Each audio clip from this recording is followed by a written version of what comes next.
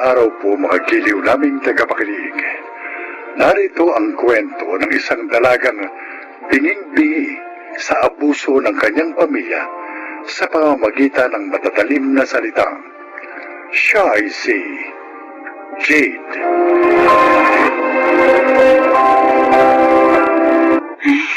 Kailangan matapos ko itong pagre-review ko. May exam kami bukas. Ala, bakit namatay ang ilaw? Nagre-review pa ako. Jade, inoff ko ang ilaw. Alas 12 na't bukas pa ang ilaw? Ha? Akala mo ba malaki magpadala ng pera ang ama mo? At nag-aaksaya ka ng kuryente?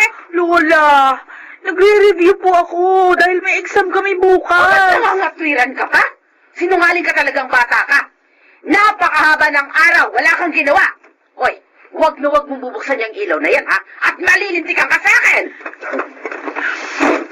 Ano ba yan? Paano yan? Flashlight na naman ang kasangga ko nito. Di pa niya naisip? Alas 8 na ako nakauwi. Naglinis pa ako ng bahay. Naghugas pa ng pinagkainan. At nagpahinga. Ay, talagang ngayon pa lang ako makakapag-review.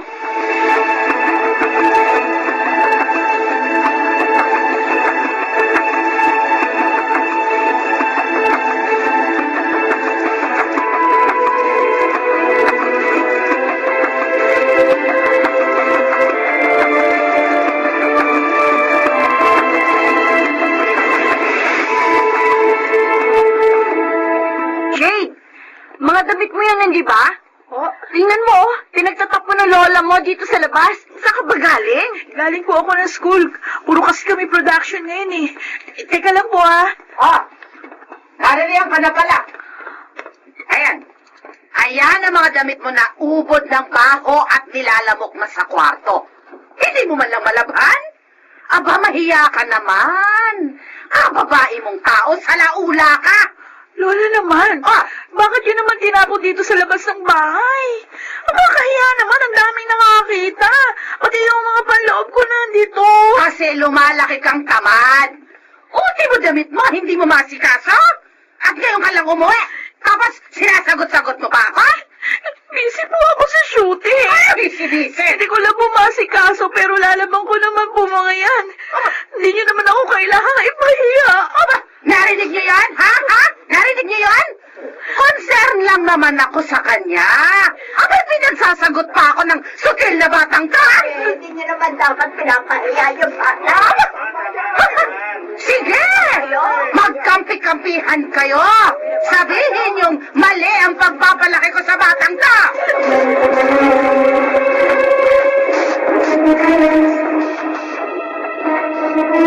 Jade, come on! Punta ka na sa debo ko.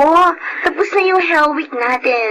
Let's enjoy. Most of our classmates will be there. O Elise, gustuhin ko man. Alam mo naman yung sitwasyon ko, di ba?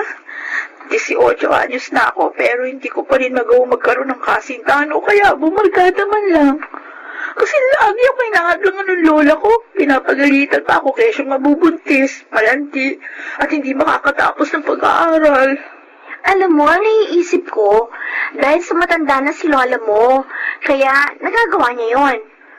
But you know, my lola's not like that. She's the gentlest woman at her age, ha? Plus, nakakasabay siya sa aming mga apo niya. She aged gracefully. Tagal ko lang rin nagtitiis eh.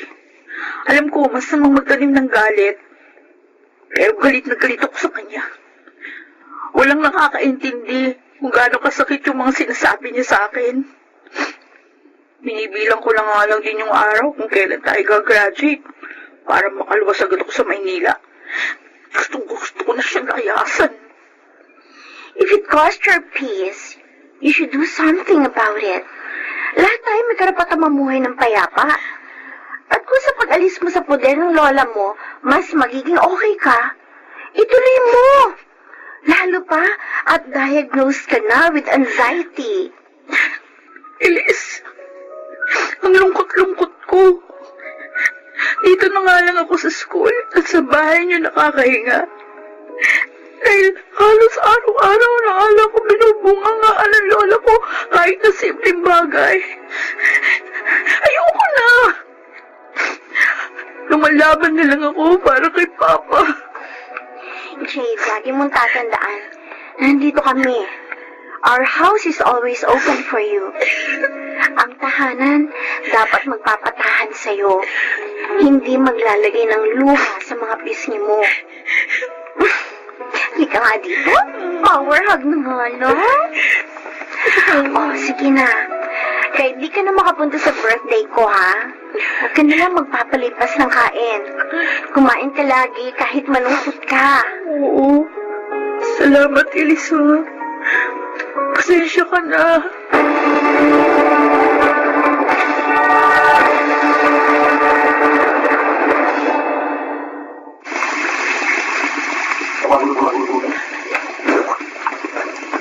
Hoy! Linisin mo yung lababo! Pero pa ka sa laula mo at diyan ka pa nagmumumog? Nilinis ko na po, Lola. Puro ka sa laulaan. Matalinong tanga. Sa eskwelahan ka lang magaling. Ano po bang pinupunto nyo? Nagmumog lang ako. May nasabi na kayo agad na masakit sa akin. O ba't? Tapatin nyo nga ako. Galit ba kayo sa akin? Oh, sumasagot ka pa? Totoo naman, di ba? May galit kayo sa akin dahil kahit simpleng bagay lang pinalalaki nyo. Araw-araw na lang, kahit sa mga kapitbahay natin, sinisiraan yung sarili nyo nga po. Nagkakalat nyo, masama akong tao. Kahit alam naman nating dalawa, wala naman akong ginagawang masama sa inyo. Napakasama ng batang to. Gusto mo dito. Wala kang respeto sa akin. Nahihirapan ako. Huminga. Halika dito. Halika dito sa tsuhin mo. Ipakita mong totoo mong kulay. Bastos ka. Halika dito. Ano umaga, nagkakagulo kayo? Nako, aatakihin ako sa batang to, Samuel. Ang puso ko. Diyos ko, papatayin ako ng batang to. Ako na naman ba may kasalanan? Ako ulit pinagbubutunan nyo? Oh, sumasagot ka pa. Alam naman po nating dalawa kung sino gumagawa ng problema dito. At kung bakit laging mainit ang ulo ng nanay nyo. Hindi ko lang maintindihan. Bakit ako pinagbubutunan ng galit? Bastos ka. Buti ka kayo. Hindi mo ba naiisip kahit matanda na siya? Siya pa rin ang nag-aasikaso sa inyo. Tama.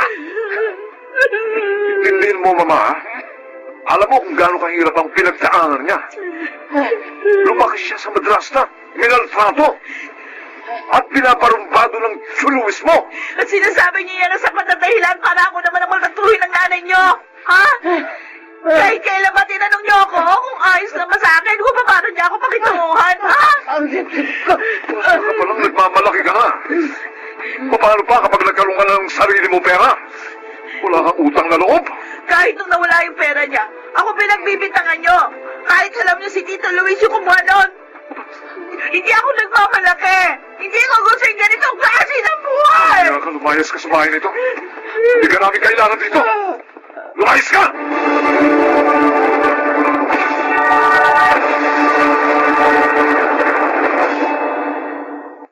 Jade, look at you.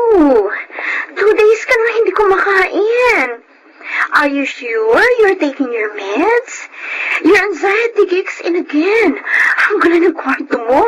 Hindi ka pa naliligo. I'm sorry, Elise. Gusto ko muna mapag-isa. Oh. Okay, Jade. Nasa baba lang ako if you need something, okay?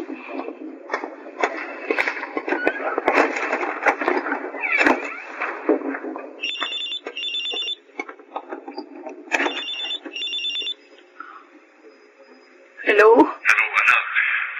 Nasaan ka? Hindi ka na umuwi. Nag-rest ka daw. Pa, pabor po sa akin na palayasin ako. Matagal ko nang gusto umalis doon. Nasaan ka ba? Okay ka lang ba? Yung gamot mo, anak. Iniinom mo pa ba? Lucky Elise po ako. Hindi ako okay. Hindi naging maganda ang dulot nun sa akin. Ang sakit-sakit po. Ayoko na bumalik doon. Mas gusto ko ng tahimik. Anak, hindi pa kita masasamahan dyan. Sa graduation mo pa ang makakauwi. Ito pa rin po. Hindi ko din gusto ito. Pa, hindi ko kayang intindihin ang nararamdaman ng iba kapalit ang kapayapaan ko. Mas mabuti na sa akin ang lumayo. Pa, pag-uwi mo, lumipat na tayo ng Maynila. Makakahanap agad ako ng trabaho. Naintindihan kita, anak. Pero tandaan mo, na pamilya mo pa rin yun. Lola mo pa rin siya. At hindi magandang pinagdaanan ng Lola Elena mo.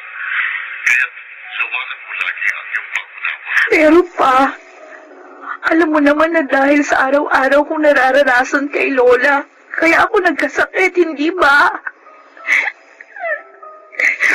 Hindi din naman po naging madali ito sa akin. Nahihirapan po ako na mag-aral. Tapos sa bahay, palagi akong kinagagalitan. Kahit sa mababaw na dahilan. Lagi siyang gumagawa ng ikagagalit niya sa akin. Anak, may pag-asa pang bumalik. Papalag ka na kapag magawa ka. Pero ang lola mo, hindi niya naranasan magpagamot. Pinipilit pa niya maging mabuting tao. Kahit may anger issues siya. Anak, sana lawakan mo ang iyong pangunawa. At magpatawad ka. Papa!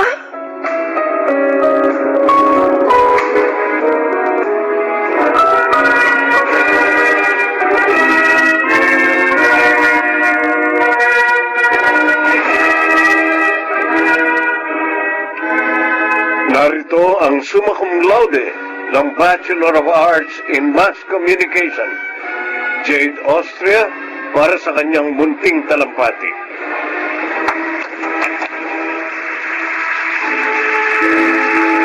Nagsilbing tahanan ko ang eskwelahan.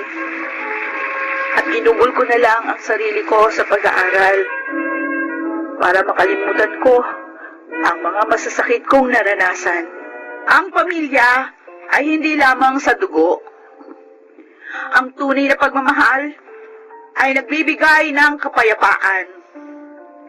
Kung ang paglayo ang tanging solusyon upang sa buhay ay di ka bumitiw, huwag kang magdalawang isip na lumayo.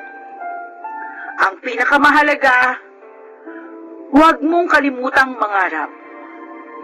Dahil ang iyong pangarap ang kukumbinsi sa'yo na ipagpatuloy ang buhay.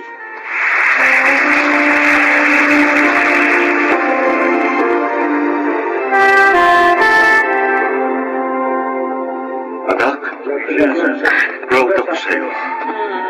Patawarin mo ko dahil wala ako sa tabi mo. Wala yun pa. Ang mahalaga, magkasama na tayo. Oh, tumatawag ang lola mo. Sandali. O, kausapin mo. Hello, Lola? Hello, Jade, Apo. Ay, patawarin mo ko dahil ikaw ang laging nakakagalitan ko. Wala kang kasalanan. Patawarin mo ko. Ay, congrats nga pala, Apo ko. Lola, sorry din po dahil nagtanim ako ng galit sa inyo. Dapat nga, mas lalo pa kitang inunawa. Maraming salamat po sa pag-aasikaso mo sa akin. O siya, sige na. Eh, nasa na ba kayo ng papa mo? Naghihintay na kami dito ni na Tito Luis at Tito Samuel mo. Magsa-celebrate pa tayo. Eh, ang dami naming inihanda. Wow! O sige po, Lola, pauwi na po kami. Thank you po.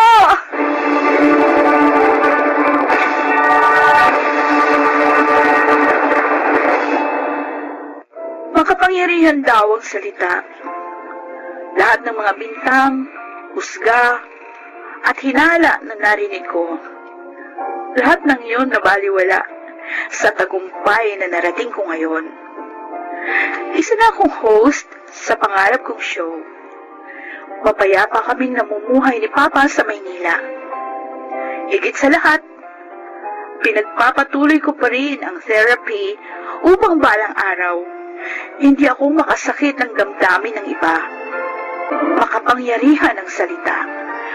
Ngunit wala nang mas lalakas pa sa mga salitang binibigkas mo sa iyong sarili. Ako ay may karapatang mamuhay ng payapa. At higit sa lahat, magpatawad. Dahil ang tunay na nagmamahal ay nagpapatawad. At sa pagpapatawad, makakamit ang tunay na kaligayahan. Ako po si Jade. Ito ang aking buhay. Ang sugat ay hindi lamang nakukuha sa pisikal. Ito ay matatamo din sa emosyonal. Huwag nating ipagsawalang bahala ang mga bagay na umuupo sa atin at nag-aalis ng kapayapaan ng ating isipan. Lahat.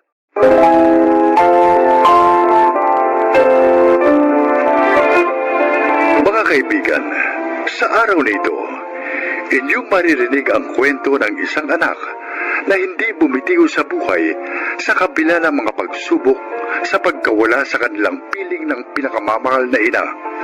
Siya ay si Merlina. Ang biglaang pagkamatay ni Inay ang naghatid ng pinakamalaking kalungkutan sa buhay naming magkakapatid. Walang sandaling hindi kami nangungulila sa kanyang pagkawala. At bawat paglipas ng araw, hindi naging madali para sa amin ang magpatuloy sa laban ng buhay. Kuya Drew, tingnan mo oh. Linitian ako ni Inay. Jessa, patay na si Inay. Kaya huwag ka nang kung ano pang sinasabi mo. Lalo ngayon nakapurol na siya.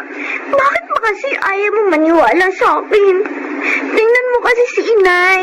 Para maniwala ka. Ang mabuti pa, matulog ka na lang. Pagod ka na sa kababantay dyan sa kabaong ni Inay. Bumalik ka na lang kapag nakapagpahinga ka na. Sige na, ako na munang magbabantay sa kanya. Ayoko matulog, kuya. Ayokong iwan si Inay. Basta dito lang ako sa tabi niya. Sabi niya kasi sa akin, huwag daw akong aalis sa tabi niya. Ay, o sige, ikaw ang bahala. Ako naman, sasalubungin ko ang mga dumarating na nagikiramay. Diyan ka na muna.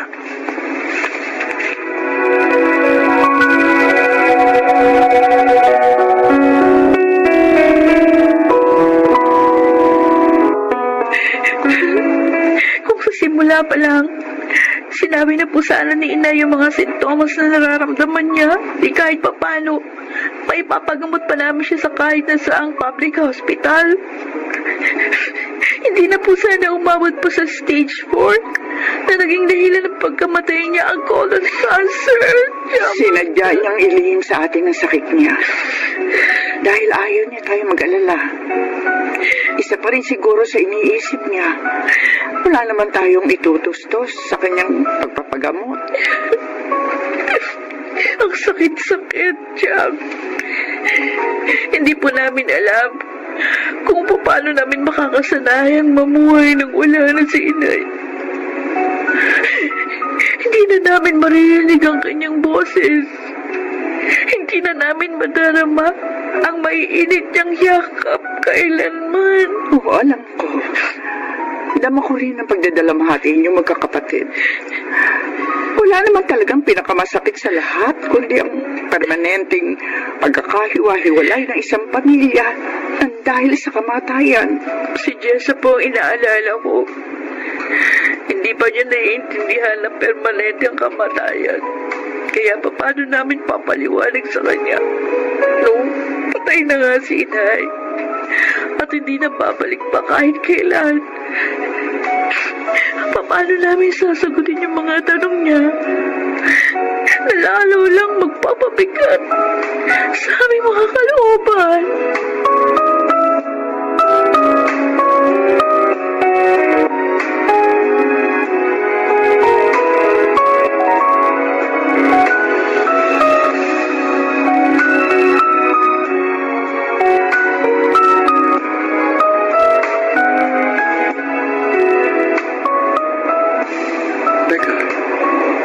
Jessa yung umiiyak ngayon na umahabol sa babaeng nakaputi.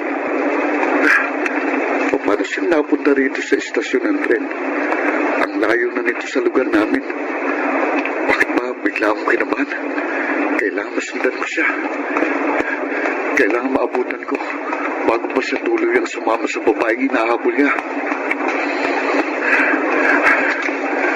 Ay, Jessa, Kuya Gerald! ako nga. Salamat, inabutan kita. Saan ka pa pupunta? At anong ginagawa mo sa lugar na ito? Sinusundan ko kasi si inay eh. Pero bigla na naman siya nawala sa paningin ko. Nakaputi pa nga siyang damit eh. Ang mabuti pa, tara. Ihatid na kita sa inyo. Tiyak na hinahanap ka na ng ate Marlina mo. At nag-aalala na yun sa'yo. Ayoko, Kuya Gerald. Hindi ako uuwi hanggat hindi ko nakikita si inay. Jessa, makinig ka sa akin, ha? Patay na nanay mo. Hindi mo na siya makakasama kahit kailan. Yung babaeng nakaputi na sinusundan mo, kamukha lang niya yun. Bakit ba lahat kayo sinasabi niya patay na si inay? Eh, Nakakausap po nga siya eh. Sabi pa niya sa akin, isasama raw niya ako kahit saan siya pumunta. Kaya diyan ka na, Kuya Gerald. Jessa! Hahanapin ko si Uy! inay. Jessa, saan ka pupunta? Magbalik ka rito! Jessa!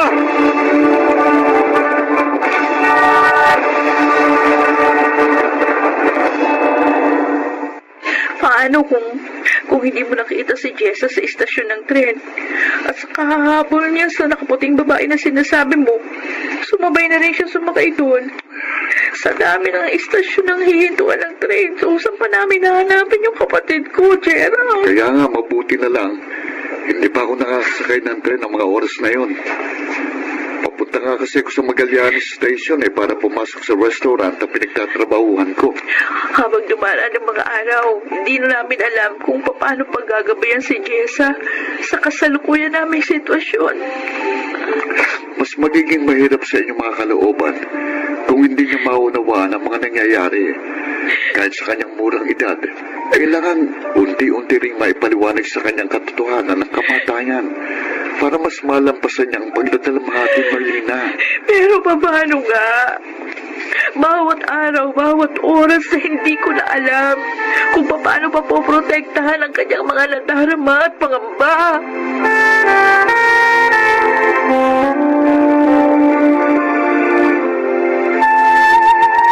Ha? Anong ibig mong sabihin aalis ka? At ano? Iiwan mo mga anak mo, Kiel? Hindi ko kasi kayang tingnan ang pangungulila nila sa kanilang ina. Naghihirap lang ang kalooban ko. Lalo na kapag nakikita ko silang umiiyak. Kaya sa halip na tulungan mo ang iyong mga anak na iangat ang kanilang mga kalooban, mas gugustuhin mo pang talikuran na lamang sila, ganon? Dahil hahanapin ko rin ang sarili ko, ate. Gulong-gulo na rin ang isip ko mula nung mamatay si Sonia. May mga sandali na gusto ko na rin magpakamatay para matakasan ko na rin ang mga problemang naiwan niya sa aming mag-ama. Bakit? Sa akala mo ba, kapag iniwan mo ang mga anak mo, makapangmumuhay ka ng tahimik sa pupuntahan mo? Na hindi ka guguluhin ang konsensya mo? Dahil bilang isang ama, ikaw ang unang-unang dapat natakbuhan nila sa kanilang kalungkutan. Hayaan mo na ako sa desisyon kong ito, ate. Sa gagawin kong ito, dito lang ako makasusumpong ng kapanatagan. Pero ito ang tandaan mo, Kel. Kailanman, hindi mo matatagpuan ang hinahanap mong kapanatagan sa binubuo mong maling desisyon ngayon. Kaya bago pa sirain ang pagpapasya mong yan ang buhay ng iyong mga anak, huwag mo nang ituloy.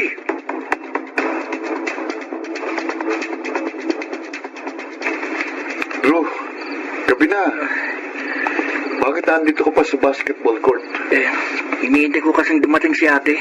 Kuya Gerald, Bakit? Saan ba nagpunta ang ate mo? hahanapin daw niya si Itay. Hahanapin ang itay nyo? Oo. Ako, Kasi, iniwan na kami ni Itay. Kaya sabi ni Ate Marlina, hindi raw siya uuwi hanggat hindi niya nakikita si Itay. ang mabuti pa umuwi ka na. Ako na lang ang maghihintay sa ate mo. Pero para makasiguro ko sa kinaroroonan niya, tatawagan ko siya sa cellphone para mapuntahan ko siya saan mang lugar siya naroroon.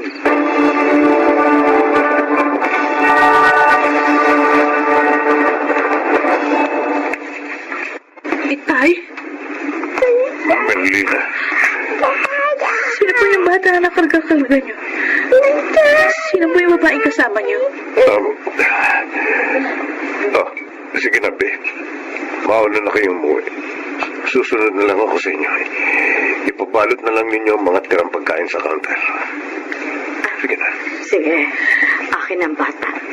Maiwan na namin kayo. Ngayon yung sagutin ang tanong ko, Itay. Sino ang batang yun? At ang babaeng kasama niyo kumakain dito sa kantin? Anong kaugnayan niyo sa kanila? Anak kong batang yun. Anak namin ni Delia. Ng babaeng nakita mo ngayon kasama ko. Kung ganun, buhay pa ang inay. May relasyon na kayo ng babaeng yun. Oo. Pero ngayon ang patay namin yung ina. May tutuwid ko ng pagkakamali ko kay Delia at sa aming anak. Paano ba itutuwid? Samantalang kami naman ang tinalikuran niyo. Naririnig niyo mo ang sarili niyo, Itay? Na sa ginawa niyo, 3 kaluluwa naman ang isinakripisyo ninyo. Matagal ding panahong nagtiis si Delia. Samantalang itinatago ko sa inyong ina ang aming relasyon. Ngayon, may bibigay ko na sa kanila ng anak ko lahat ng atensyon ko at panahon. Nangako ako hindi ko na sila iiwan kailanman. Oh, ang sakit-sakit. Ang sakit-sakit na marinig mula sa inyo ang mga salitang yan. Buong pag-aakala namin magkakapatid. Sa pagkawala ni inay, kayo ang sasandalan namin sa mga sandali ng aming kapighatian. Matagal ko na rin namang iniukol sa inyong buhay ko. Malalaki na kayo. Kaya nyo na tumayo sa sarili nyong mga paa. Huwag nyo na akong asahan. Lalayo na rin kami ni Delia. Kaya, baka nga, ito na maging huling pagkikita natin, Merlina. Napakasakit ng ginawa nung ito sa aming magkakapatid, Itay. Pero wala naman kami magagawa.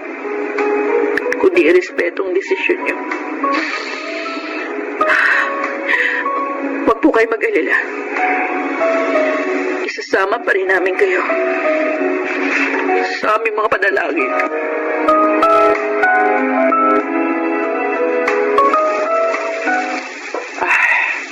Pati ako, napaglalangan ng tatay niyo sa mga kasinungalingan niya.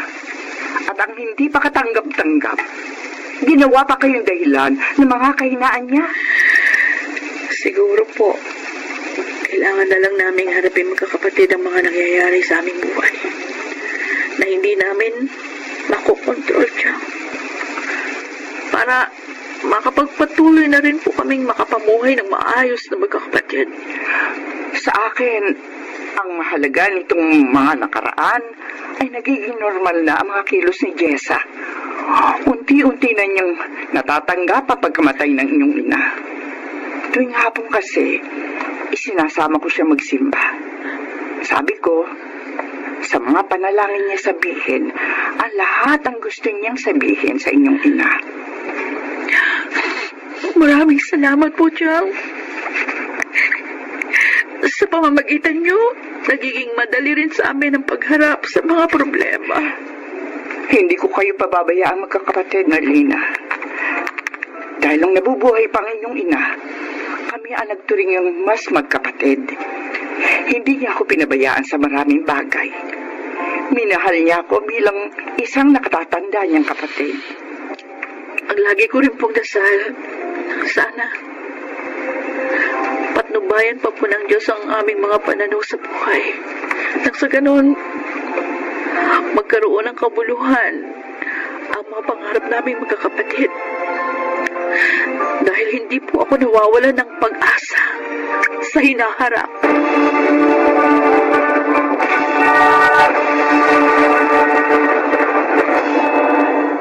Sa pamamagitan na rin ng aming mga pagsisikap na makaagapay sa agos ng buhay, unti-unti naming naibalik sa normal ang sitwasyon naming magkakapatid. Sa ngayon, Isa na akong regular line cook sa pinapansukan kong malaking restaurant na pinagrekomendahan sa akin ni Gerald. Sina Drew at Jessa, ini-enjoy nila ang kanilang modular schooling, kasabay ng iba pa nilang mga pangarap. At si Itay, hinayaan na namin siya sa kanyang kaligayahan. Samantalang pinagdarasal pa rin namin ang para sa kanyang kabutihan. Ako si Marlina. Ito ang aking buhay. Puno ng pagsubok ang buhay.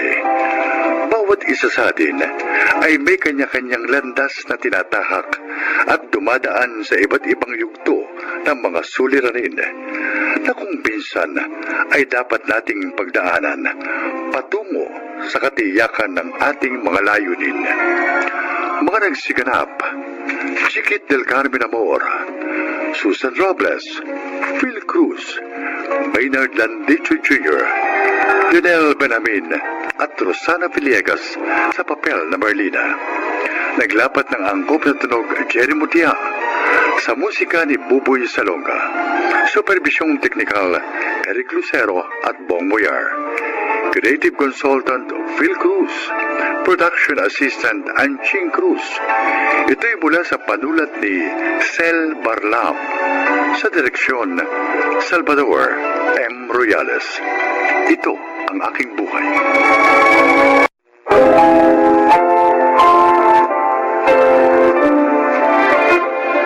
Sa araw na ito, maririnig ninyo ang kasaysayan ng isang lalaking hindi nagtanim ng galit sa kabila ng nangyari sa kanya. Siya ay si Adolfo. Katapatan sa kapwa at sa trabaho man.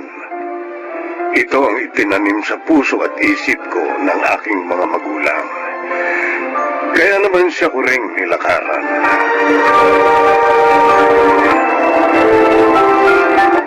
Pupunta tayo kina Diego bukas, Adolfo? Oo, Gracia. O, bakit? Wedding anniversary nila ni Yolanda. Iniimbita tayong lahat. Ay, hindi talaga kayo nakakalimutan sa mga espesyal na okasyon ng kaibigan mong yun, ano? Hindi lang ho kaming kinukumbita, Nay. Pati rin kayo. Oh, siya nga. Siguro namimiss niya ang pumanaw niyang ina. Siguro nga ho. O, Gracia, maganda ka bukas, ha? Hindi ba pwedeng kayo na lang? Bakit naman? Ba't tayo mo sumama? Oo nga naman, Gracia. Niyayabangan po kasi ako kay Yolanda eh. Tuwing naroroon ako, wala nang ibinida sa akin kundi mga alahas at damit niya. Oh, Kulang na lang sabihin niyang mas mayaman sila sa atin eh. talaga namang mas mayaman sila sa atin. Oo, alam ko. Pero hindi naman dapat ipagyabang ang ganong bagay. Lalo na sa iyong mga kaibigan. Hindi naman tayo nakikipagkompetensya sa kanila eh. Nauunawaan ko ang iyong asawa, anak. At tama siya sa sinabi niya. Ganun din naman po ako, Nay. Alam kong mayabang talaga si Yolanda, pero hindi ko na lang siya iniintindi. Ayoko kasing maging problema namin siya ni Diego. Sana, ganun na rin ang gawin mo, Gracia. Ay, nako. Pagpasok sa kanang tenga mo ng mga pagyayabang ni Yolanda, palabasin mo na lang sa kabila.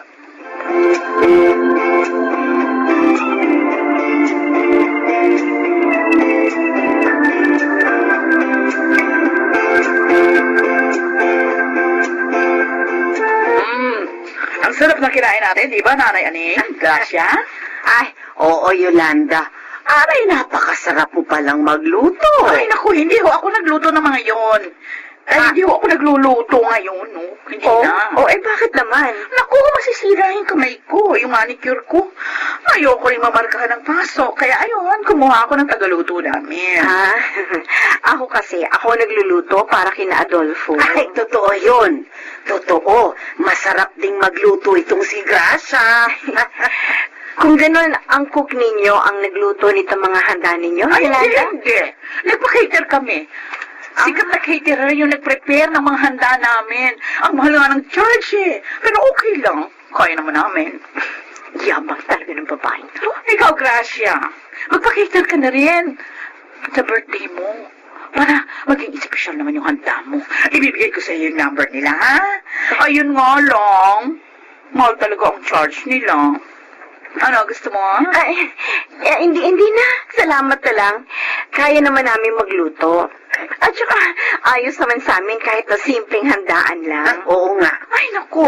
Alam mo ba, maganda yung may special ka ring handa. Para makapag-imbita kayo ng mga VIP. Yun. Yung mga makakatulong para magkaroon ng mas malalaking project si Adolfo. O, para naman hindi siya nagtataga sa mga pipitsuging proyekto.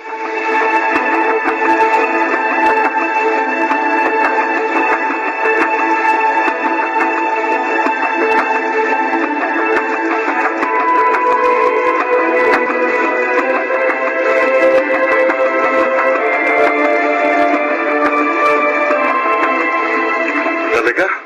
Sa'yo magpapanuwa ng building si Sir Romano? Oo.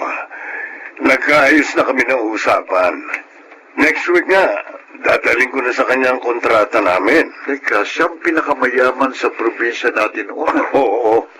At mas mayaman pa siya ngayon, Diego. At nagkataong nagkita kami isang araw, doon nag-start ang pag-uusap namin. Naku, malaking project yun, paring Adolfo. Kaya mo ba yun? Oo naman. Teka. Magkano ba kontrata niyo?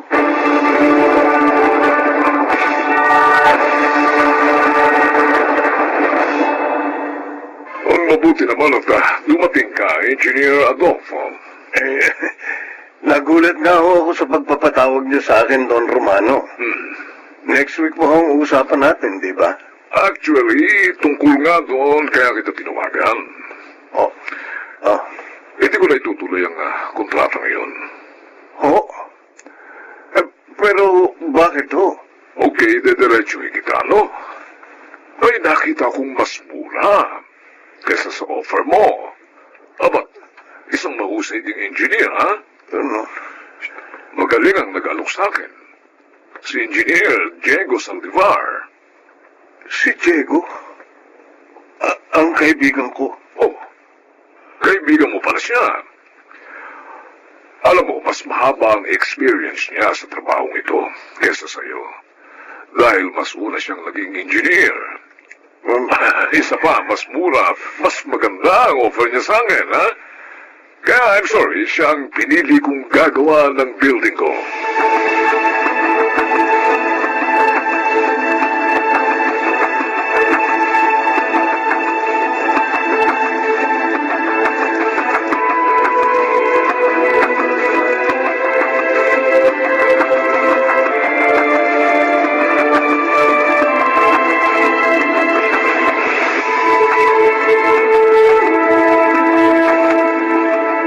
Adolfo, may problema ka ba? Kanina ka pa tahimik eh. Mula na dumating ka. Nalulungkot lang ako, Gracia. O bakit? Yung project ko kay Sir Romano, hindi na matutuloy. Ano? Bakit nagbagong isip niya? Dahil kay Diego, sinulot niya ako. Ha? Nagawa yun ng kaibigan mo? Oo. Sinabi mismo sa akin ni Sir Romano, inalok niya ng mas mababa sa presyo ko si Sir, kaya siya pumayag. Ang sama naman ni Diego. Kaya nga ako nalulungkot. Hindi pera ang pinanghihinayangan ko, kundi ang pagkakaibigan naming sinira ni Diego dahil sa salapi. Ano-ano kasinungalingan na sinabi niya kay Sir Romano. Walang kwentang kaibigan ng Diego na yun. Sayang ang pinagsamahan namin mula ng high school hanggang college. Kalimutan mo na lang ang nangyari. Marami pa naman project. Mabuti na rin yun nang mapalayo na tayo sa kanila. Hindi magandang kaibigan ang sinungaling at manunulot na tao. Mamukhang pera.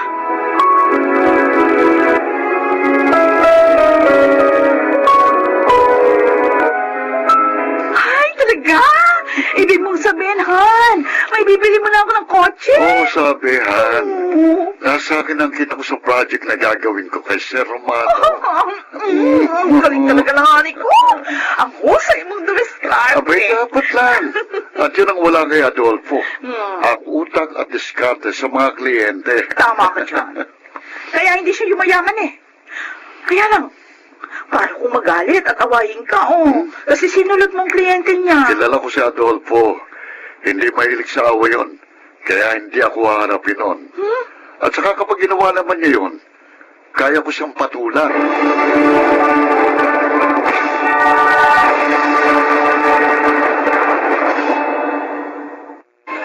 Yun ang sabi sa akin ng kaibigan ko, anak. Sige po, payag po ako.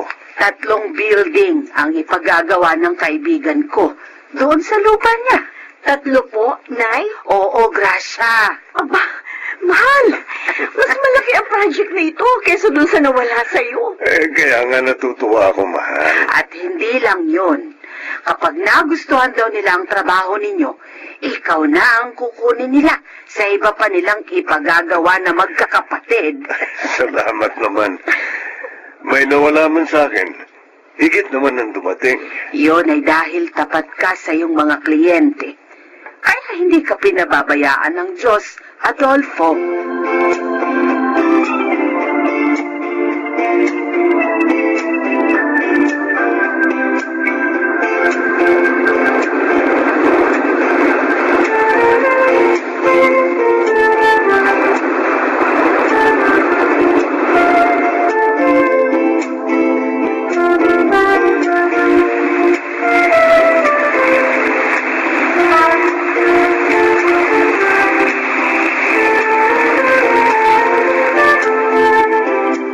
Heto na ang juice mo, Adolfo. Oh, thanks, mahal. Napakainit kasi ng panahon, kaya nakakauhaw talaga. Ay, may kukwento pa pala ako sa'yo. Naku ha, marites na ngayon ang asawa ko ha. Oy, mister, Gracia po ang pangalan ko, hindi Marites. At saka hindi naman dapat ikinakapit ang pangalan na yun sa mga chismosa. Dahil maganda naman ang pangalan na yun Pinibiro lang naman kita eh. O sige, ano ba yung ikikwento mo? Si Yolanda, Oh, nasalubong ko kanina sa mall. Alam mo kung hindi niya ako binati, hindi ko makikilala eh. bakit? Hindi naman malabo ang mata mo. Kasi, ang laki ng ipinayat niya. Baka naman nagpapapayat. Hindi. Na-diagnose daw siya na may breast cancer.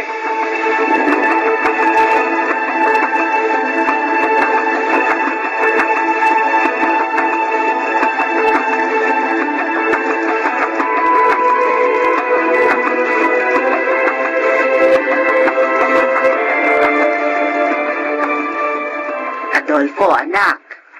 Oh, Makakauwi ka ba ng maaga mamaya? talaga po maaga ako makakauwi mamaya, Nay. Wala naman po maraming gawa ngayon eh. Bakit po? Galit ka pa ba kay Diego? Kinalimutan ko na po yun. Ayoko magkimkim ng galit. Mabigat po sa kalooban yun. Salamat naman at sinusunod mo pa rin ang itinuro namin sa'yo ng iyong ama. Siyempre po. At yun din ang itinuturo namin ni Gracia sa inyong dalawang apo. Teka ho, bakit niyo po ba nabanggit si Diego? Patay na kasi si Yolanda. Ho? At ngayon ang 2 gabi ng lamay niya. Kawawa naman si Diego. Maging ang mga anak nila ni Yolanda. Ang bata nilang naulila sa ina.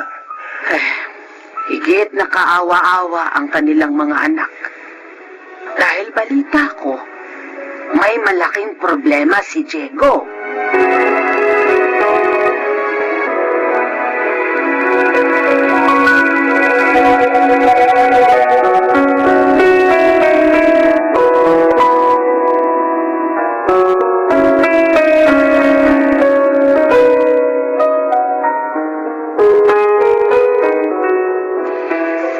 Nakikiramay ako, Diego.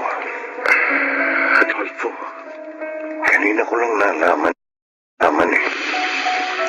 napaka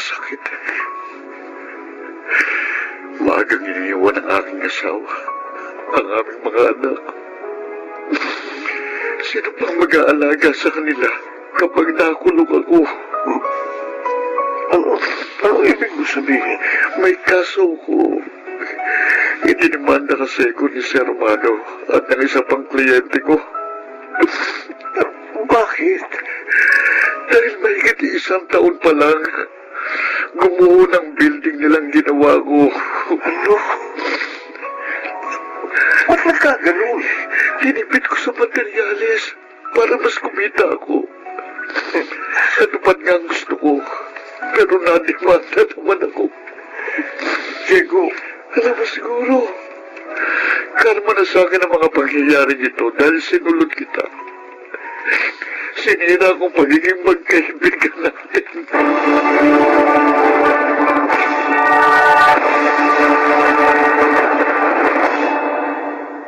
Patuloy pa rin ako sa matapat na pagtatrabaho para sa aking mga kliyente. Hindi man ako kasing yaman ng iba, hindi ako naiinggit sa kanila. Pagkat payapa ang buhay ko, dahil hindi ako nanloloko. Ako po si Adolfo, itong aking buhay.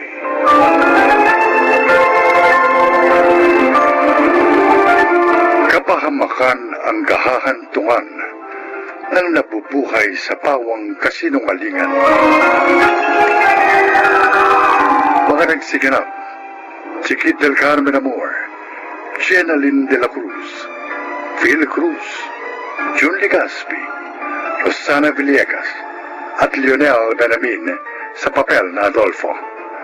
Naglapat ng angkop na tunog Jerry Mutiang, sa musika Buboy Salonga, supervisyong teknikal Eric Lucero at Bong Muyar. Creative Consultant Phil Cruz, Production Assistant Anching Cruz. Ito'y mula sa panulat ni Thelma Corporal Alcantara. Sa direksyon, June Martin Legaspi at Maynard Landicho Jr. Ito ang aking buhay.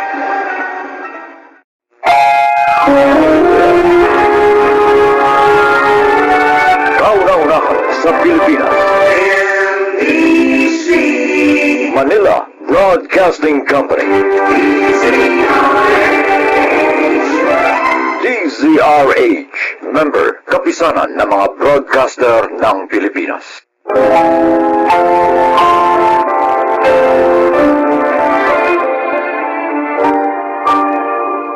Magandang araw po mga giliw naming tagapakinig. Narito ang kasaysayan ng isang dakilang yaya. Siya ay si Gemma.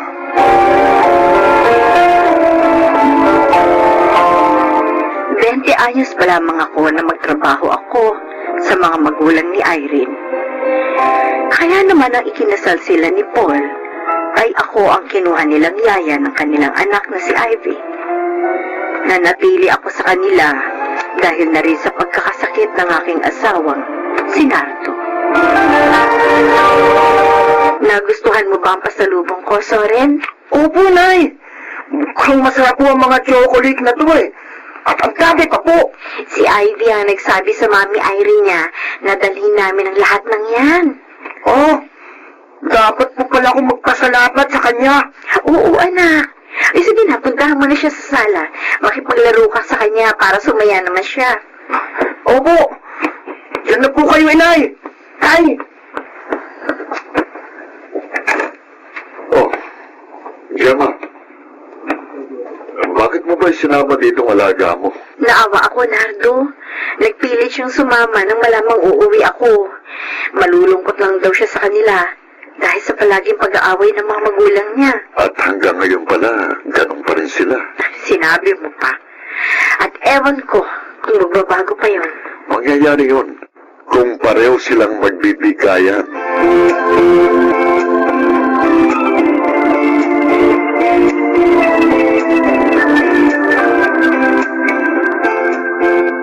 Hindi ka na makapagsisinungaling, Paul!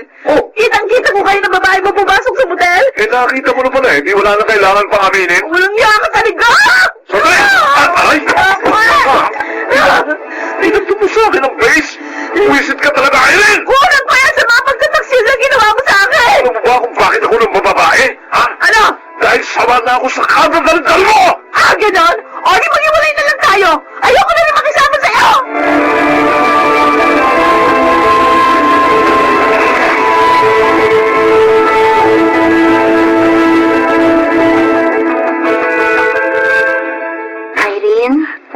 Dinalhan kita ng juice, oh.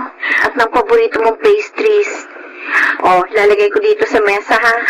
Salamat. Ko walang iya niya, Gemma. Naging tapat ako sa kanya pagkatapos ito pang igaganti sa akin. Talaga bang hindi na kayo magkakasundo pa? Hopeless case na. Wala na. Pero, paano si Ivy? Magpapadala naman siya ng sustento para sa bata. Yun yung usapan namin. Ako naman, pupunta muna ako sa Hong Kong pansamantala para makamove on. Binenta na rin namin ang bahay na ito. Si Ivy, saan siya titira? Eh, pareho naman kayong uli ng lubos ni Paul. Ayun nga sana yung papakiusap ko sa'yo. Sana, alagaan mo pa rin si Ivy. Lalo na sa pag-alis ko. Pero, doon mo na lang sa inyo siya alagaan, ha? Ano? Sige na. Ikaw lang naman ang alam ko na pwede ko talagang pagkatiwalaan eh. Pero huwag ka mag-alala. Dudoblehin ko yung sahod mo. At magpapadala din kami ng paggastos ni Ivy.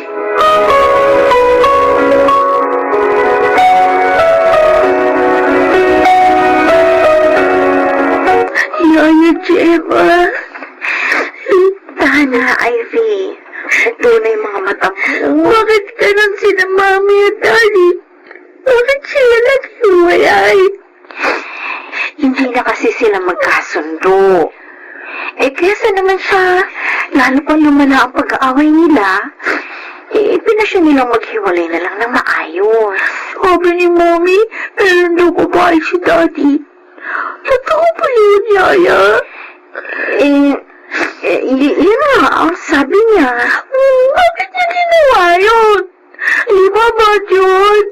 Ivy, marami talagang nagaganap sa buhay may asawa na sa ngayon mahirap pang ipaliwanag sa'yo. Dahil napakabata mo pa.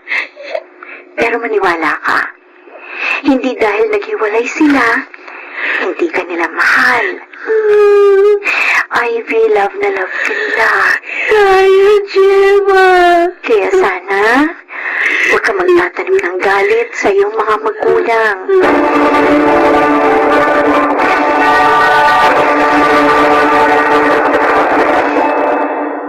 Oh, narito ka lang pala sa kwarto ni Ivy. Ano pang ginagawa mo dito? Eh, tulog na naman yung alaga mo. Nilagnat siya, Nardo. Ha? Eh, pinainom mo na ba ng gamot? Oo, bago siya natulog. Gusto ko lang siyang bantayan nang matiyak ko na hindi natataas ang lagnat niya. Eh, paano ka matutulog niyan? Dito na lang ako iidlip sa tabi niya. Sige na, magpahinga ka na. Samahan mo na doon si Soren.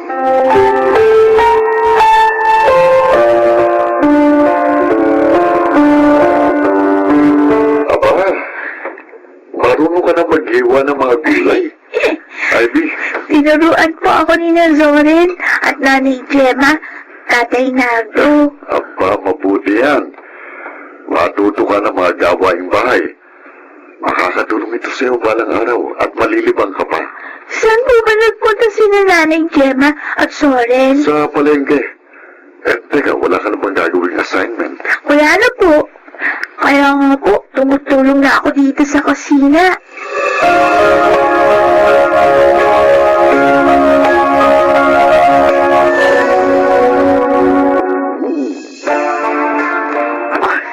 Nakalimutan ko. Birthday na naman pala ngayon ng anak ko. At maraming birthday na niya na hindi kayo nakakasama. Oh, nakikita naman na kami sa video call. Nakikita kami dalawa ni Paul. Iba pa rin yung personal niya kayong makita. Mahawakan, mayakap, mahalikan. Doon niya mararamdaman ang inyong pagmamahal. Tinawagan mo ba si Paul? Oo. Pero wala daw siya sa Pilipinas. Kaya magpapadala na lang daw siya ng pera at regalo para sa anak niyo. Ay, naku, lalaking yun talaga, oo. Hindi na binigyan ng panahon ng anak namin.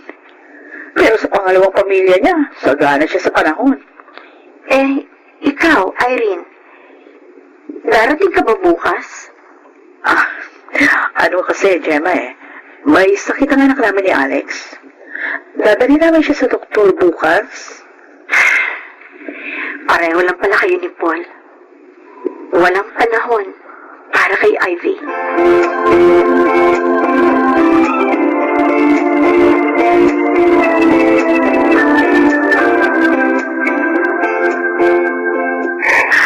Ivy, congratulations.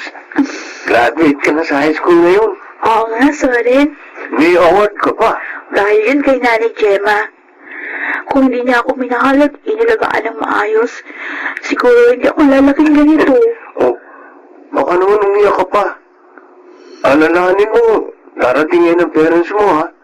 Kaya dapat magsaya ka. Nagulat nga ako dahil darating sila. Kasi hindi na ako umaasang pupunta nila ako sa mga special occasion sa buhay ko.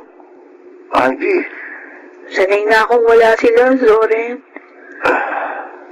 Pero hindi ako masasanay pag wala si Nanay Gemma.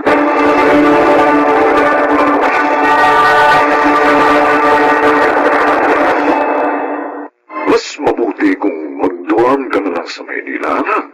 Wala namang problema. Ikukuha kita kahit pa apartment. Huwag na po, Daddy. Ayoko po doon. Oh, bakit? Dito na lang po ako mag-aaral sa probinsya. Ha? Meron namang magandang university din dito Pero Ivy, mas maganda ang turo sa Maynila.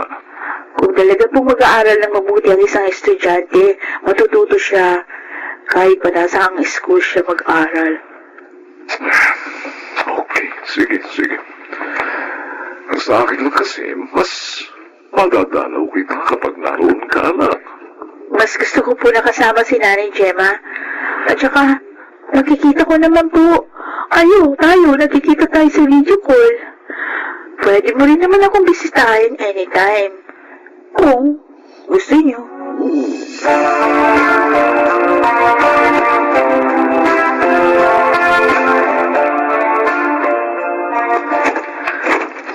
Zoren, nandito na ako.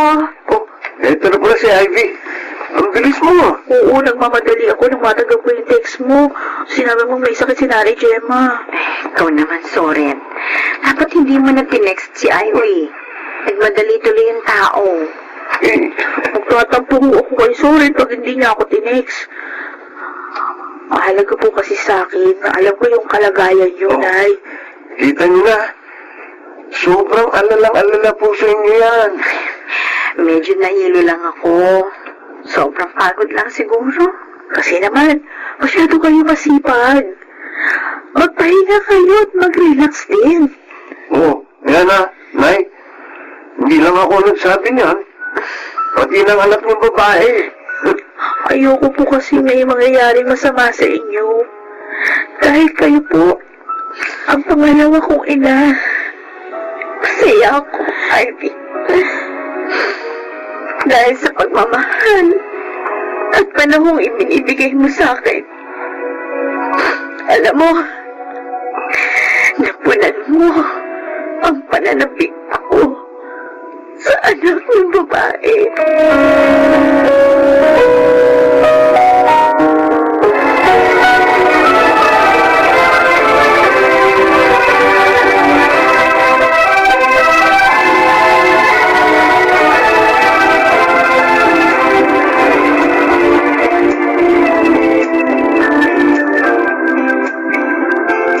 Ivy, Zoren, binabati ko kayo. Thank you. Salamat po, Itay. Salamat po. Congratulations sa inyo dalawa. Lagi sana kayong magmahalan at mag-unawaan. Tatandaan po namin yan, Inay. Kasi kayo po ni Tatay Nardo ang magiging ehemplo namin sa aming pagsasama ni Zoe. Napakasaya ko, Ivy. Dahil ngayon, talagang anak na kita. Dahil manugang ka na namin. Oh, ako rin po, Nanay. Masaya ako. Kinakaway na tayo na Malaing Irene at Malaing Paul. Lumapit na tayo doon. Ano?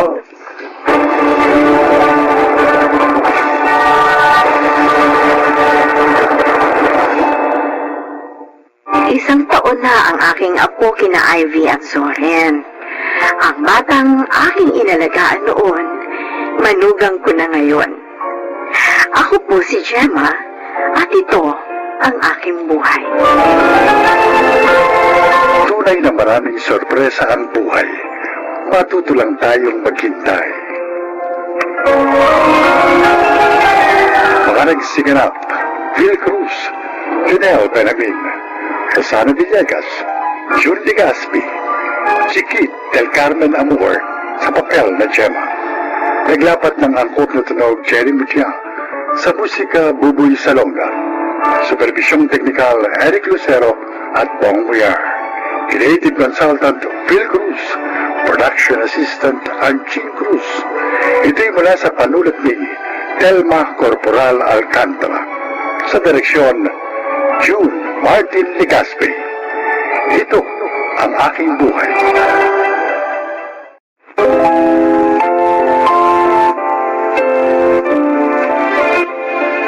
Mga kaibigan, pakinggan po natin ngayon ang isa pang natatanging kasaysayan na ilalahad sa atin ni Mario.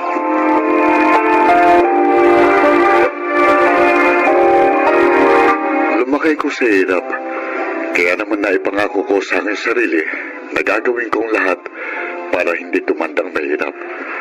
Nagtagumpay naman ako sa buhay sa pamamagitan ng puneraryang naging negosyo ko. Pakinggan po ninyo ang aking paglalahad.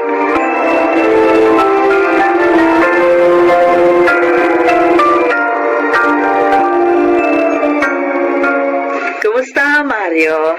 Ay, okay naman, Wilma. Maganda pa rin takbo ng punerarya ko.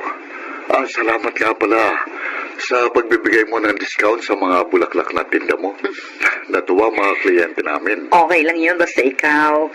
Alam mo naman, malakas ka sa akin. Ako nga lang ang hindi malakas sa'yo. Malakas ka naman Hmm? Kaya nga lahat ng kliyente namin, sa'yo namin itinuturong bumili ng bulaklak para sa kanilang namayapang kamag-anak. Kung talagang malakas ako sa'yo, samahan mo naman ako. Ha? Saan? Gusto kong mamasyal para ma-relax. Malungkot naman kung gagawin ko yung mag-isa. Kaya gusto ko samahan mo ako. Yun ay kung totoo ngang malakas ako sa iyo.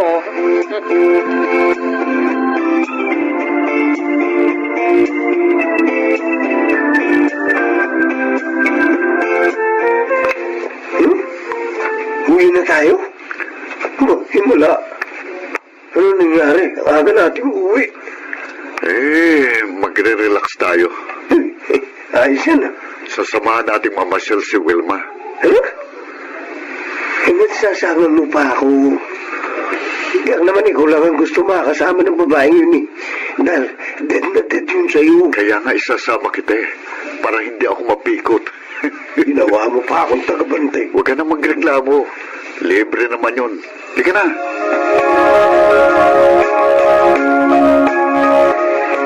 Nakakainis ka naman, Densyo. Bakit? Sumama ka pa sa amin ni Mario. Hindi tuloy ako magkaroon ng chance na masolo siya. Siya may gustong sumama ako sa inyo eh. Para daw masaya. Para ma-relax din ako. Siyempre, boss ko yun eh. Kaya sinunod ko. Si Mario talaga. Palagi na lang humahanap ng paraan para iwasan ako. Ba't kasi pinipilit mo ang sarili mo sa kanya eh? O bakit? Minarin ko naman ako ah. Binata rin tulad ni Mario. Sa akin, konting lambing lang. Bibigay na ako agad sa iyo. Greg, hindi kita tayo pa no. Joke na nga. Ito naman, nagbibiro lang eh. Ikaw na.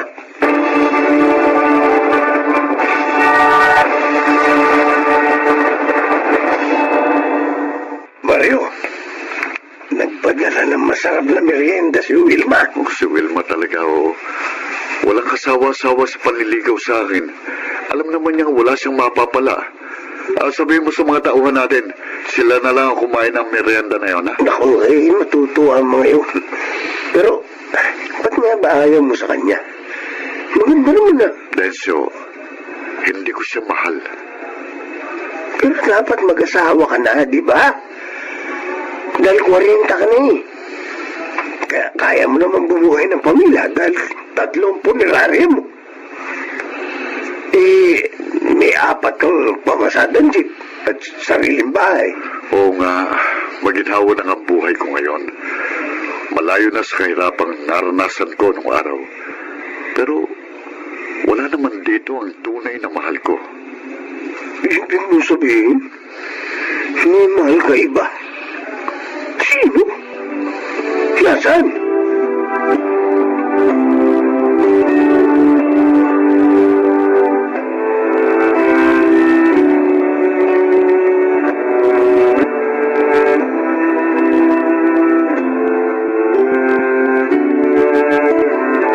Mario, salamat ha. Binigyan mo ng malaking discount yung friend ko sa kinuha nilang kabaong. Okay lang yun, Wilma. Nakita ko naman na kailangan nila ng tulong eh. Ay, siya nga pala. Pinagluto kita ng paborito mong ulam. Ha? Ito nga dala ko, oh. Organic lahat yan. Gulay, tsaka yung inihalo ko. Organic din ang bigas.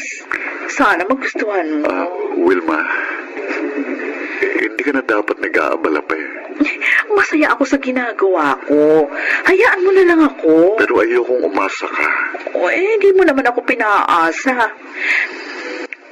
Huwag kang mag-alala. Pag may nobya ka na, titigil din ako.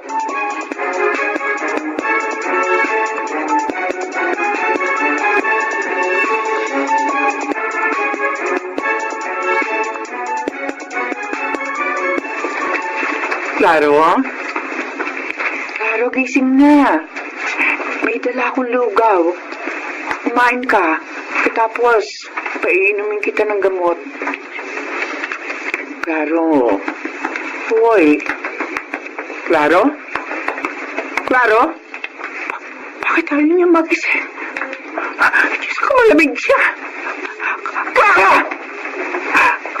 Asawa ko! Gumising ka! Inay! Bakit po ka sumisigaw at umiiyak? Ano po nangyayari kay Itay? Ang tatay niyo, mga anak! Ayaw na magising! Itay! Itay, gumising kayo! Wala na si Itay! Cindy! Iniwan niyo na tayo!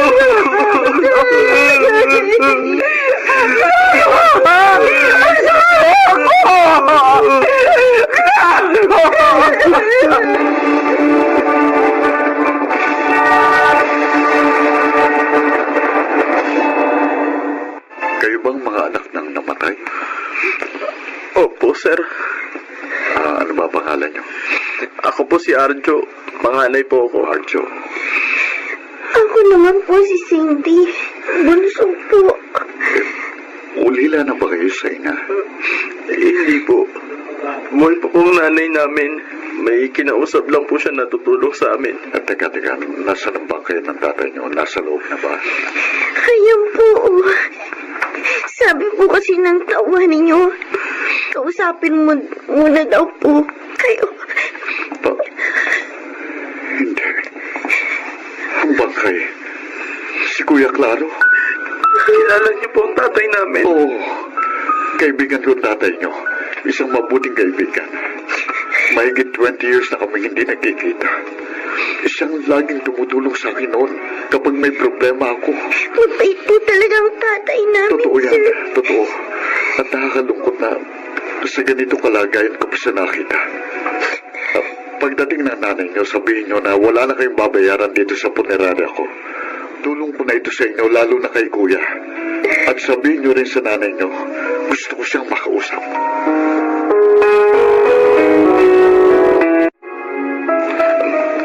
Sir Mario, narito na po ang nanay namin. Mario, Luisa, buhay nga naman. paano nangyari na naging mag-asawa kayo ni Kuya Claro? Dahil natalikuran mo noon ang obligasyon mo sa amin ng batang dinadala ko. Si Claro ang sumalo. Ha? Pinakasalan niya ako. Sinagip sa kahihiyan. Ano? At si Cindy, siya naging anak namin ni Claro. Patawarin mo ako, Luisa. Bata pa tayo noon. At alam mo naman na pareho lang tayong mahirap. At dahil sa takot kong hindi makaahon sa hirap, iniwan ko kayo. Pero hindi ko kayo nakalimutan. Patawad. Ibig niyo sabihin, Inay, hindi po ako anak ni Itay. Oo, anak. Si Mario ang tunay mong ama. Inilihim namin ang lahat sa iyo dahil yun ang ibig ni Claro. Hindi.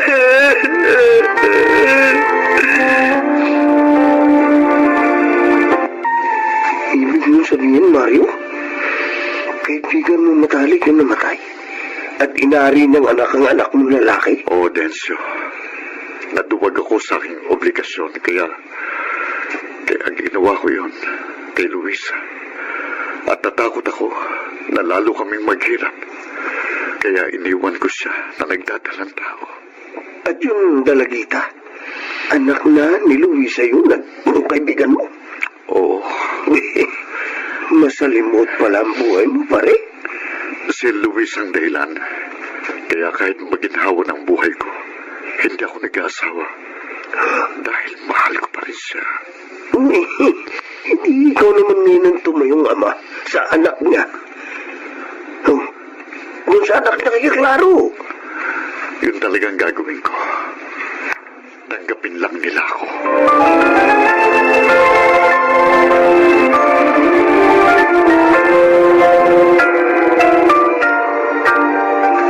Luisa, nailibing na si Kuya Claro.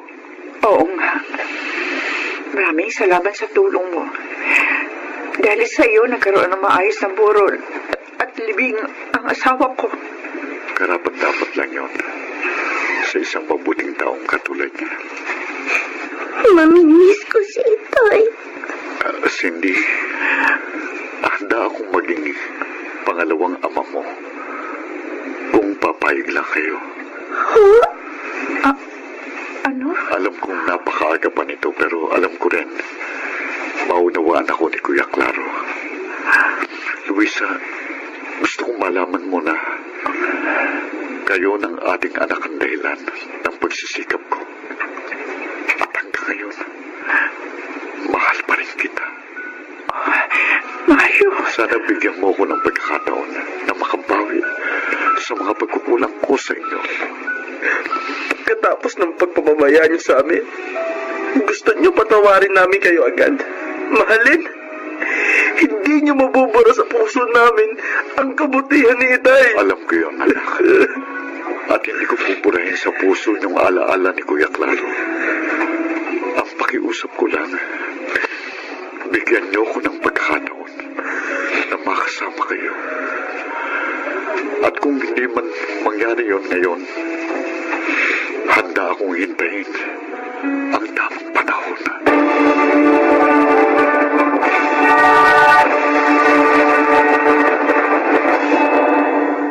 Hindi ako agad napatawad ni Arjo, ngunit tinanggap niya ang tulong ko sa kanila.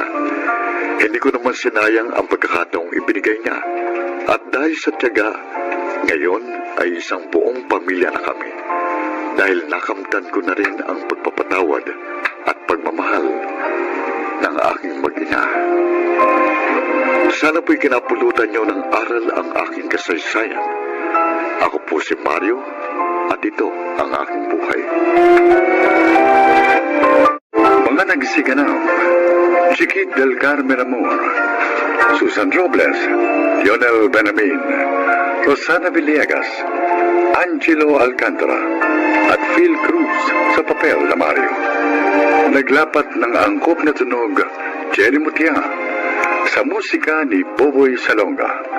Supervisyong teknikal, Eric Lucero at Bong Boyar. Creative Consultant, Phil Cruz.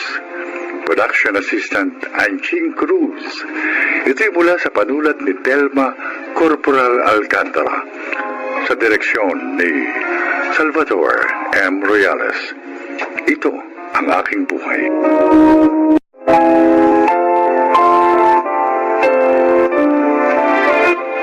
Magandang araw po mga giliw naming tagapakinig. Narito ang isang natatanging kasaysayan na kapupulutan nyo ng mga aral sa buhay. At ito ay ilalahad sa atin ni Lynette. Isa akong tour guide. Masaya ang aking trabaho dahil naman kumikita na ako, nakakapamasyal pa. Pakinggan po ninyo ang aking kasaysayan.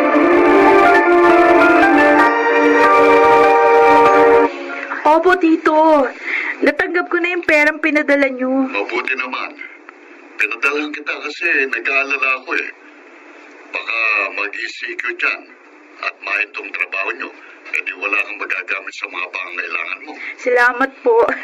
Mula nang pumanaw si na Mami at Daddy, hindi kayo nagkulang ng pagsubaybay at pag-aalala sa akin. Kapatid kong mami mo, Iha. At anak ng turing ko sa'yo. Isa pa, akong katiwala ng lupain nyo dito sa probinsya. Kaya dapat lang, Lynette, ibigay kong pangangailangan mo. Sige po, Tito. Salamat po uli. Ingat po kayo dyan, ha? Hoy! Bye! Hoy! Bakit hindi mo sinabi sa tito mo na wala na tayong trabaho dahil nga sa pandemic?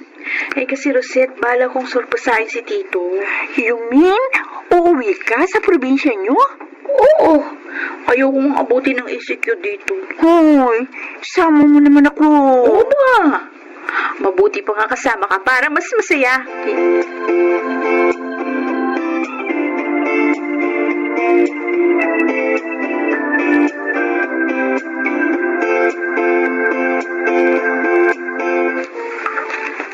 Mabuti pa rin nagpunta ako rito. Kung hindi, may iwan pala ako sa pansitan. Grabe ka naman, Bernie. May ganyan pala kayong balak eh. Di nyo man ako tinext. May tampuristic na isang to, Lynette. O di kung gusto mo, sumama ka na rin. Talagang sasama ako sa inyo.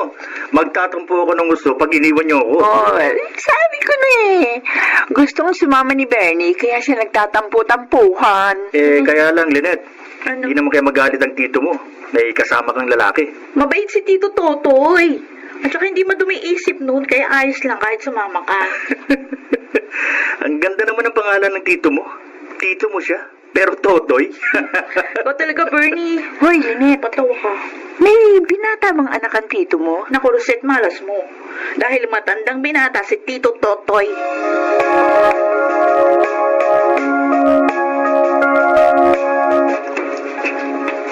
Surprise!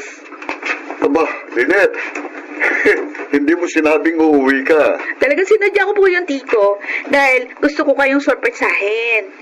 Matagal na kasi tayong hindi nagkikita. Kaya naisip ko, dito na lang ako mag-spend ng ECQ. Ganun ba? Opo. Um, Ay, kasama ko nga pala yung mga kaibigan ko, si Bernie at saka si Rosette. Magandang hapon po. Ay, sir. Good afternoon po. Magandang hapon din sa inyo. Dito na lang din ang itawag niyo sa akin, total naman. Mga kaibigan kayo nitong pamangkin ko. Oh, see guys, sabi ko na sa inyo, mabait ang tito ko. Kaya wala kayong dapat alalahanin.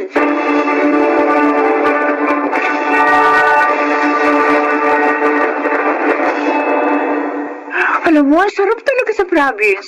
Fresh lang ang air. Pati food, fresh din. Kaya pala isang tambak ang kinain mo kanina. Uy, nagsalita akong hindi kumain ng isang tambak. Pareho lang naman tayo. Why, Bernie? Hmm. Baka mapikon sa'yo si Rosette. Sige kaya hindi ka nasasagutin yan. Wala naman ako tinatanong sa kanya. Eh? Saka hindi naman ako nanliligaw. Oo nga naman, Lynette. Kasi ikaw ang gusto niya. Ay, nako. Tama na nga kayo. O, gusto niyo bang mamitas tayo ng prutas? Maraming hinog na mangga. Hindi ako marunong makita ang puno. Huwag kayo mag-alala. Ako na lang ang mamimitas ng mangga para sa inyo. Yan si Bernie. Laging maaasahan. Matanong ko lang, Lynette. Bakit hindi na nag-asawa tito mo?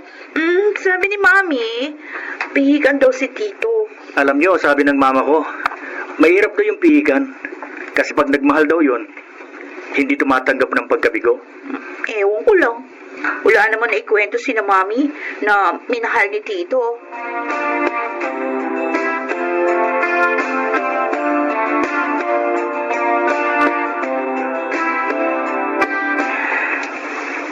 Pangalawang gabi na namin dito kina Lynette. Pero hanggang ngayon, namamahay pa rin ako. Hirap pa rin ako makatulog. Lalabas muna ako ng kwarto. Magpapahangin uli ako katulad kagabi. Ay, katulad ng dati, ang tahimik pa rin dito. Mga kuliglig lang ang maririnig. Malayong malayo sa buhay namin sa lungsod. kahit gabing-gabi na, maingay pa. Malamang sina Lynette at Rosette, madali nakatulog ang mga yon. Ba, ang tito ni Lynette, gising din pala siya. Saan kaya siya pupunta? Teka. Aba, hinawi niya yung kurtina. At may pintuan sa likod ng kurtina. Pero hindi halata. Buti na lang, hindi niya isinara. Natatanaw ko pa. Pero, anong gagawin niya? Aba, may hagdanan din pala doon. Saan kaya pupunta yun? Bakit siya bumaba doon? Ang tito ni Lynette. Ano kayang meron doon? Lalapit ako. Maghahanap ako ng mapagkukublihan. Gusto ko talagang malaman kung anong meron doon. Kung bakit nagpunta doon ang tito Totoy ng ganitong oras ng gabi.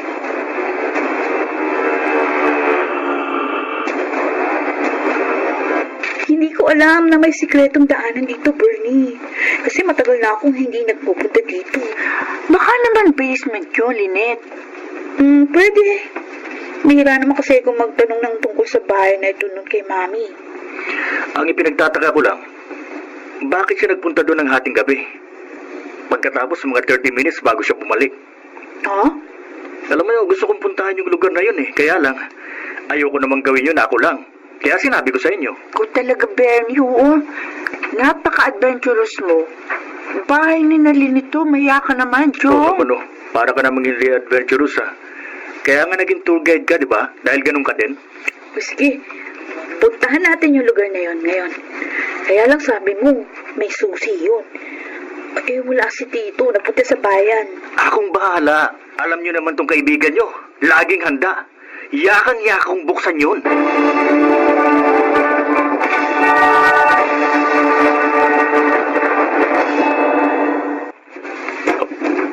Lynette, Rosette, tingnan nyo nasa maliit na kwartong ito. Oh, isang babae, Lynette. Tsaka mukha siyang buntis. Oh, sino kayo? Ako si Lynette. Pamangkin ni Tito Totoy. Bakit narito ka nakagapos? Si Mang Totoy. Masama siya. Sino ka ba? At bakit ka nagsasalita ng ganyan sa tito ko? Ako si Ana. Binukot ako ng tiyo mo. Ha? Dahil hindi ko tinanggap ang kanyang pag-ibig. Diyos ko. Si Tito? Nagawa niya yun? Oo. Ang sama niya. Walang hiya. Paulit-ulit niya akong pinagsamantalahan. Oh my God. Kung ganun, ikaw ang pinuntahan dito ni Tito Totoy kagabi. Oo. Nagpunta siya dito kagabi. Yung dinadala mo, si Tito ba ang... Oo. Bunga ito ng kahayupan niya. Maawa kayo. Tulungan niyo ako makalabas dito. Tsak na hinahanap na ako ng tatay ko.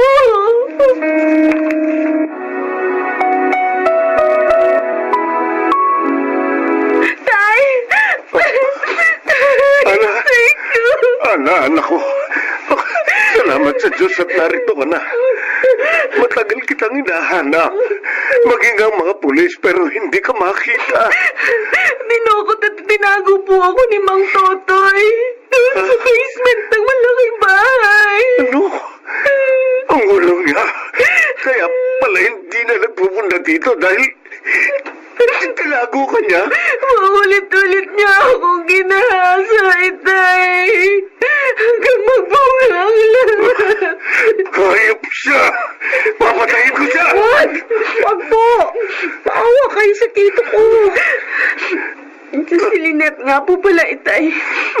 Pamangkin ni Mang Totoy. Nagbakasyon po dito sa probinsya kasama yung mga kaibigan niya. Tinulungan po nila ako makalaya nang matuklasan nila ang lahat. Mag-emaw! Hindi po kami masamang tao. Kailangang magdusa ang walang yangyon. Kailangan!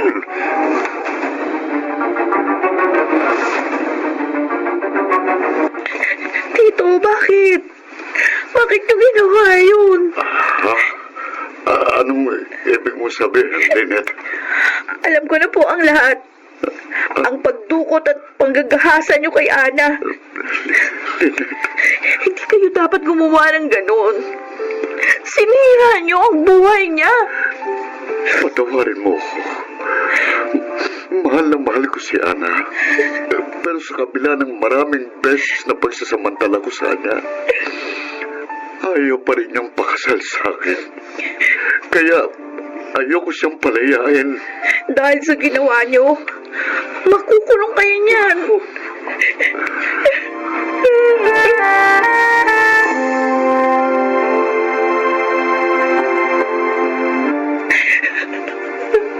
Tama na.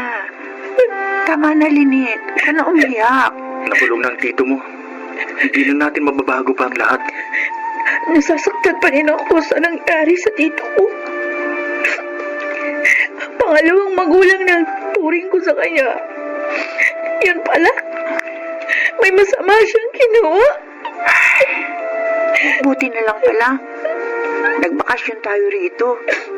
Nakapagligtas tayo ng isang buhay. At isang pagkakamali ang ating naituwid.